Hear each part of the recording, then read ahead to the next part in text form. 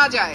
ধাক্কা মারলে ধাক্কা খেতে হবে, এটা স্বাভাবিক। রুমিন ফারহানা এবং তাদের নাকি বিএনপির দুই গ্রুপের ধাক্কাধাক্কি হয়েছে। চলুন আমরা তার মুখেই শুনি সেখানে কি হয়েছিল।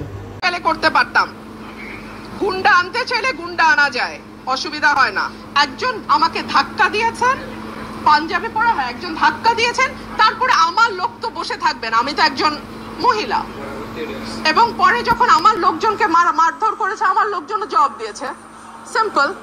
যেটা 15 বছরে হয় নাই, যেটা 15 বছরে হয় নাই, সেটা আজকে হয়েছে। অলমোস্ট আমার গায়ে ধাক্কা দিয়ে আমাকে ফেলে দেওয়ার চেষ্টা হয়েছে। যেই বিএনপির নেতা কর্মীদের জন্য গত 15 বছর লড়াই করলাম, তারা আমাকে এখন ধাক্কা দেয়। মানে বিজয়নগরের ব্রাহ্মণবাড়িয়া 3-এর ভোটার সংখ্যা 6,10,000, আর আমাদের যেটা সরাইল আশুগঞ্জ, সেখানে ভোটার সংখ্যা 4,20,000-এর মতো, অলমোস্ট 2 লাখ থেকে যায়। তো এত বড় একটা আসন সদর বা বিজয়নগর, সেই আসনটা অযৌক্তিক। বরং সরাইলের সাথে যদি 3টা ইউনিয়ন চলে আসে, তাহলে ভোটার সংখ্যায় একটা ব্যালেন্স তৈরি হয়। 3 হচ্ছে এই 3টা ইউনিয়নে যারা বাস করে, ভুদন্তি, চান্দুরা এবং হরসপুরে, তাদের জমি জমার বেশিরভাগ কাজ সরাইলের সঙ্গে থাকে। সো তাদের জমির রেজিস্ট্রি থেকে শুরু করে অন্যান্য যে দাপ্তরিক কাজ, সেটা সরাইল ইউনিয়নে গিয়ে করতে হয়, সরাইল উপজেলায় গিয়ে করতে হয়। সে কারণে আমি বলেছি এই 3টা ইউনিয়নকে সরাইলের সঙ্গে যুক্ত করে দেয়া হোক। আরেকটা কথা, 3টা ইউনিয়নের লোকজন যদি বিজয়নগরে যায়, তাদের যাতায়াতের সময় লাগে অলমোস্ট 1.5 থেকে 2 ঘন্টা। আর যদি তারা সরাইলে আসে, তাদের সময় লাগে 15 থেকে 20 মিনিট। তাহলে আপনারাই বলেন, যে 3টা ইউনিয়ন বিজয়নগরে যেতে 1.5 ঘন্টা লাগে, আর যদি 10 মিনিট 15 মিনিটে তারা সরাইলে আসতে পারে, তাহলে তাদের কোথায় থাকা উচিত? সরাইলে থাকা উচিত নাকি বিজয়নগরে থাকা উচিত?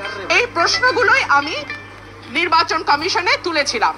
অত্যন্ত দুঃখজনক ব্যাপার হলো, এখানে একটি মারামারি হয়েছে। সো আমার কেস আমি প্রেজেন্ট করেছি। আমি আশা করেছিলাম নির্বাচন কমিশনের সম্মানের দিকে তাকিয়ে ব্রাহ্মণবাড়িয়া 3-এ যারা আছে, তারা গুন্ডা পান্ডা নিয়ে ঢুকবে না নির্বাচন কমিশনে। বাট আনফরচুনেটলি আমি দেখলাম ব্রাহ্মণবাড়িয়া 3-এ যিনি প্রার্থী, তিনি তার সদল বলে 20-25 জন মিলে গুন্ডা পান্ডার মতন তারা সেখানে আচার আচরণ করলেন। অত্যন্ত দুঃখজনক, অত্যন্ত লজ্জাজনক।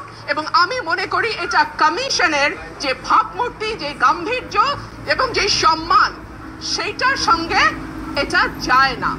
আমি আপনাদেরকে কিছু ছবি দেখাচ্ছি, তারা এলাকায় বিভিন্ন মানুষকে কিভাবে, so this is there nature.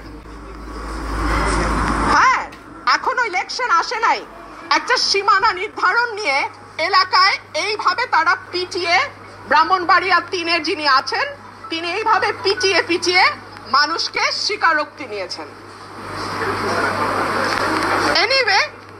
Anyway নির্বাচন কমিশনে আমরা প্রেজেন্ট করেছি, ভৌগোলিক দিক বিবেচনায়, জনসংখ্যা বিবেচনায় এবং সকল কিছুর বিবেচনায় আমি আশা করব নির্বাচন কমিশন যে সিদ্ধান্ত নিয়েছে সেটি সঠিক সিদ্ধান্ত, এবং সেই সিদ্ধান্তই নির্বাচন কমিশন বহাল রাখবে। যেহেতু ওদের 10 জন 12 জন মিলে কথা বলছে, সো আমি একজন কথা বলেছি, আর আমার পক্ষে একজন ডাক্তার উনি কথা বলেছেন। আমি কোনো গুন্ডা বদমাশের মেলা করি নাই, করতে চাইলে করতে পারতাম। গুন্ডা আনতে চাইলে গুন্ডা আনা যায়, অসুবিধা হয় না। ধাক্কা দেয় তো ঠিক আছে, ধাক্কার বদলে তো ধাক্কা আসবেই, তাই না? সেটাই হয়েছে। নির্বাচনের আগে একটা সীমানা নিয়ে যদি এইরকম আচরণ আমরা দেখি নিজের দলের মধ্যে,